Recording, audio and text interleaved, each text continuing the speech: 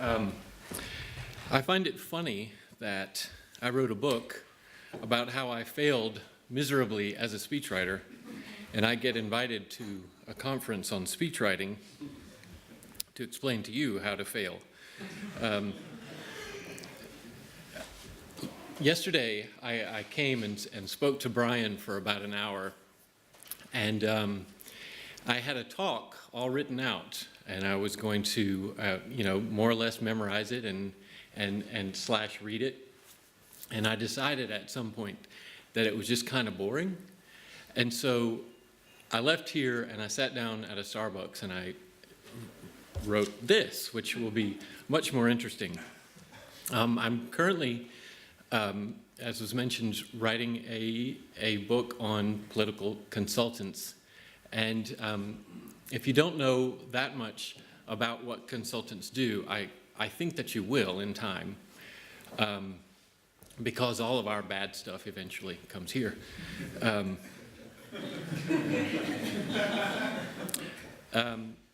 But first, let me just say a couple of things about what I regard as speechwriting at its best, or to put it differently, the role of stringing words together in political life that has a really powerful effect.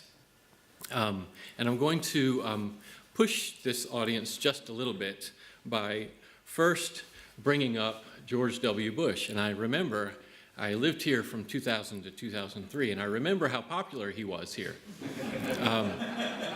Although now you all probably wish, with the specter of Trump, could we just go back to that guy? The speech that President Bush gave in October of 2001, so this would have been a month after September 11th or so, that was the speech in which he used the phrase axis of evil. Now, I was here, and the day after that speech, I was in what at the time was, I think, James Thin, the bookstore on George Street.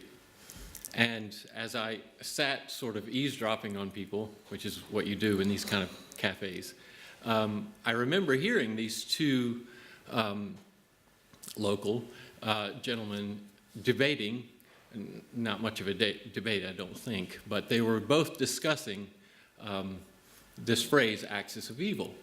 And I thought that was remarkable that one alliterative phrase could make its way around the world so quickly. Now, whatever you think about the meaning behind the phrase, and it had to do with a new policy, which was later called the Bush Doctrine, although there was arguments about what that term really meant. What the phrase was referring to was a policy in which the United States would no longer distinguish between terrorist organizations and state supporters of terrorist organizations, or no longer draw a sharp distinction between the two. Now, whatever you think about that policy is not the point. My point is that that was maybe a debate that should have been had. Maybe the distinction between these two entities and what the West's stance towards them should be, that was a thing worthy of debate. I think we probably could all agree on that, at least. And that one phrase was the most important thing in the speech. And I mention this example because we were talking earlier about what makes a good speech. I tend to think that many speeches are they're either boring, it's just a lot of boilerplate, or they're so full of florid phrases, poetic sounding language. Honestly, I think some of President Obama's speeches, not all, are guilty of this. They're so full of these kinds of phrases that the phrases that you remember from the speech are not actually the most important points.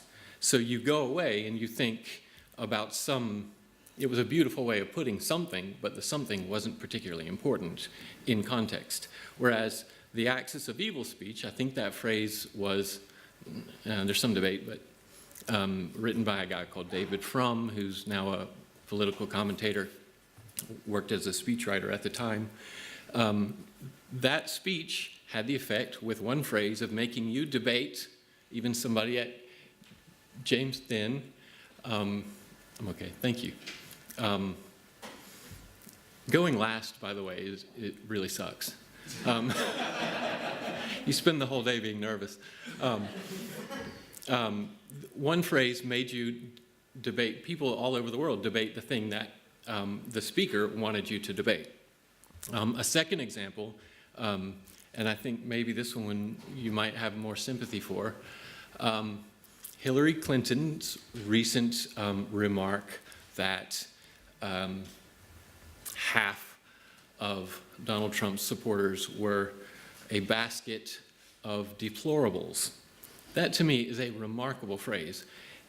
Whatever one's policies or politics or feelings about Trump, number one, a basket. Who says who would think of saying basket in that phrase? I mean, if she had said something like a lot of nasty people, well, maybe it would have made a headline, the next day or whatever. But no one would have been, talking about it for weeks and weeks and weeks.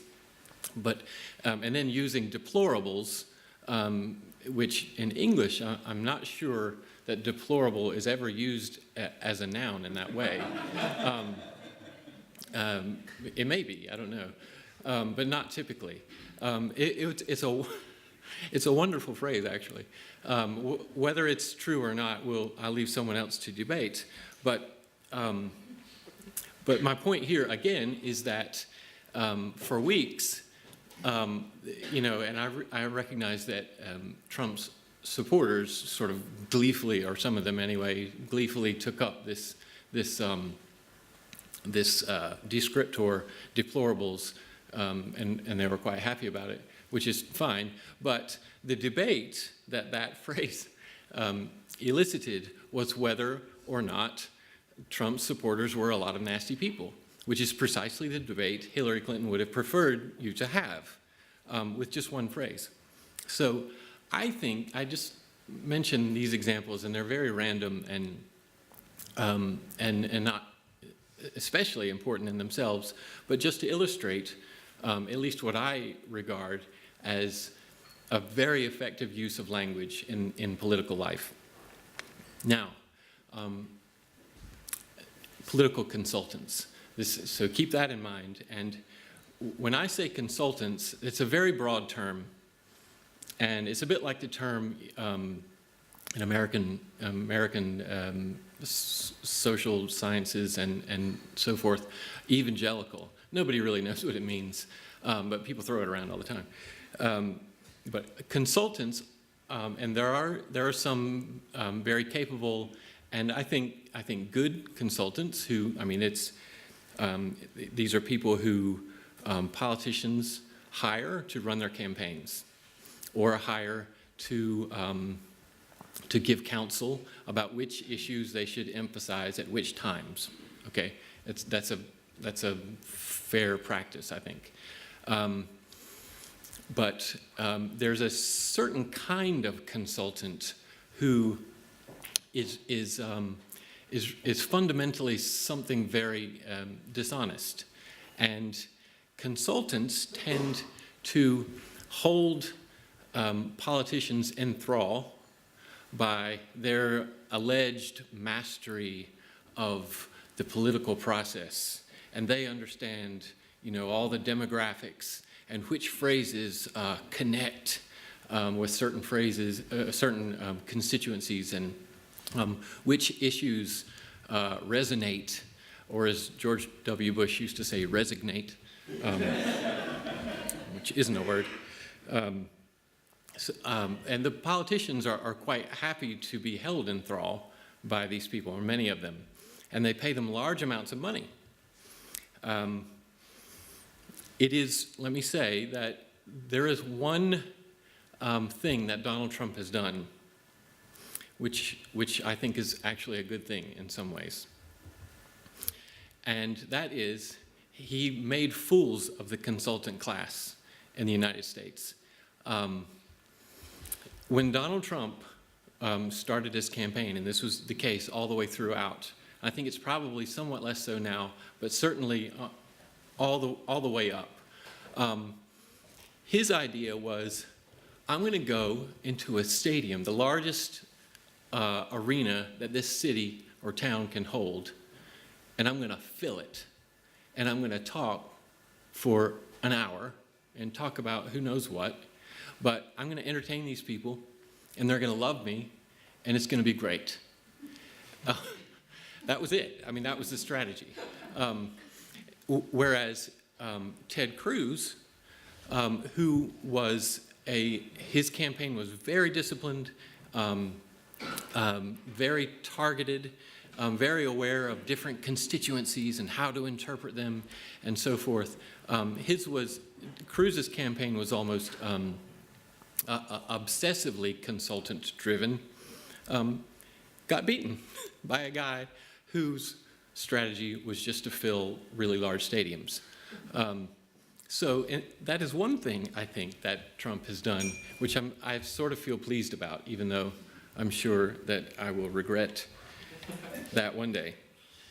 How much money do consultants make? Nobody really knows. But there was a great book a few years ago by a guy called Ken Vogel, who writes for Politico, political magazine newspaper in Washington. And so since Ken couldn't figure out how much consultants make, because it's not public knowledge, you can't submit a Freedom of Information request for this. What he did was he looked at where certain high-profile consultants lived 8 years ago and where they live now. And he drove around to their residences and took a look. And the contrast was unbelievable. These people are making large amounts of money, and these would have been consultants of both parties, but particularly, in this case, Republican consultants who lost the election. And yet they're still making enormous amounts of money, apparently. So I mention all that just to say that if I could just draw this distinction, there's a consultant-driven mindset in a politician, and there's a mindset driven by language, or a politician can think in terms of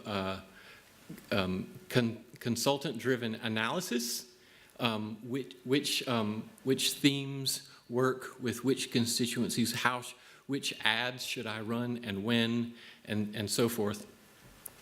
Or there's a mindset that asks, what sort of language do I need to convey this message? Now, I touched on this in my book, when a speechwriter goes to work for a politician, there's often a disconnect, and the disconnect is not known by the speechwriter. And it's this: the writer thinks, oh, this politician needs language. He needs language out there. He needs someone to help him string words together so that he can use them in an effective way. That's not actually what the politician thinks in many cases, not in all, but in many cases. What the politician thinks is, well, the language is all in here. I just need somebody who will save me time. I think somebody earlier was mentioning just the time-saving thing. I just need somebody who will spend some time with me and be able to write it so I don't have to spend time writing it.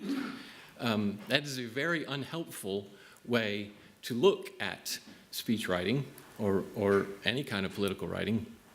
Just somebody who will be able to take what's already in here and be able to put it down on paper. But it lends itself to a consultant mentality, I think. many times, not always, but many times, the politician believes that he or she is going to accomplish his or her goals not by using language in a certain way to do it, but just by the sheer force of his own character and personality. And so the language is already in here, and it's just going to be me who does it. And I don't need anybody to help with the language. I just need somebody to take it down, and then I won't have to do it. And I can do other things. I can appear before audiences and this kind of thing. I think that's actually a very dangerous kind of mindset. And I think that a writer, if I could do it again, which I won't do it again because who would hire me? But if I could do it again, I would really try much harder to earn the credibility. You have to start out parroting the stuff that's already in his head. You have to, because that's what he wants. But over time, earn the credibility to be able to present to your boss new language and creative ways of using that language that will appeal. But I think that, and this is what I'm trying to get at in what I'm writing right now, I think that you're battling against that consultant mindset, which is very, it's not about language at all. It's just about constituencies and demographics and ads and so on. That's where I am in my thinking. I don't have any answers. I don't have any hope. Except to the extent that the truth is hope. And I'll just say one other thing. The consultants where I live, there are consultants at the national level, but I work at the state level. I live in South Carolina. And the consultants where I live are much worse even than the ones that operate at the national level in Washington. A consultant where I live sort of trades on the mystique of expertise. And so I'll give you one story. I was when I was working for the governor of our state, there was some sort of one of these lobbyist things where there's a lot of food. That's all I remember. There was a lot of food and a lot of drinks and whatever. And this guy comes up to me, and he starts asking me, and I was just a low-level guy nobody knew who I was, but this guy somehow knew that I worked for the governor. He approached me, and he starts asking me a lot of questions about this one bill. And the bill struck me as fairly insignificant. I don't remember, something about maybe medical equipment would be free of sales tax or something like this, something nobody cares about. But this guy seemed really interested.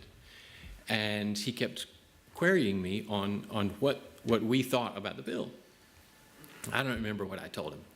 But he walked away, and a colleague of mine explained this to me. He said, that guy is a consultant. He's a political consultant. He has one of the bigger consultancies in the Capitol. What he's going to do is go back to his principal, or the people who are paying him, and he's going to say, and they're the ones pushing this bill or wanting this bill vetoed. I don't remember. And this guy is going to say, I've talked to the governor's people. They understand this. He's not going to veto it. Okay? They were going to veto it. Now they're not going to. That is not true. Okay? But according to my friend, that is the presentation he was going to give to his principal, who would have been, some organization pushing these kinds of things. So my point is, it's all built on mystique, and it's very much against the use of language in creative ways in politics. And with those very sad thoughts, I'll take any questions. Thank you.